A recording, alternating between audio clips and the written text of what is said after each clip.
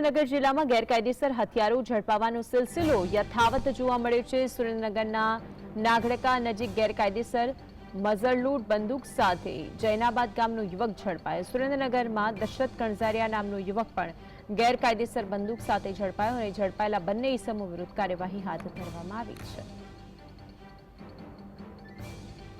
તો મહત્વની વાત એ છે કે જે રીતે ગેરકાયદેસર હથિયાર ઝડપવામાં આવ્યું છે, દશરથ કણઝારિયા નામનો શખ્સ કે જેની પાસેથી આ હથિયાર પકડાયું છે। સુરેન્દ્રનગર જિલ્લામાં ગેરકાયદેસર હથિયારો ઝડપાવાનો સિલસિલો છે કે જે અત્યારે પણ યથાવત જોવા મળ્યો છે। નાગડકા નજીક ગેરકાયદેસર મઝરલોડ બંદૂક સાથે જૈનાબાદ ગામનો જે યુવક હતો તેને પકડી પાડવામાં આવ્યો। દશરથ કણઝારિયા નામનો આ યુવક છે કે જેની પાસેથી આ ગેરકાયદેસર બંદૂક પકડવામાં આવી છે।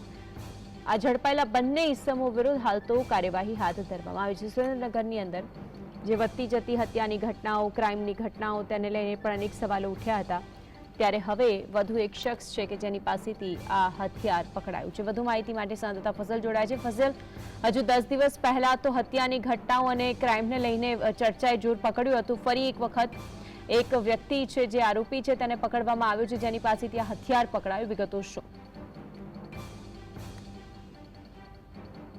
પરિસ્થિતિ સતત કથળી રહી છે ત્યારે સુરેન્દ્રનગર જિલ્લામાં ગેરકાયદેસર હથિયારો પકડવાનો સિલસિલો છે તે યથાવત છે।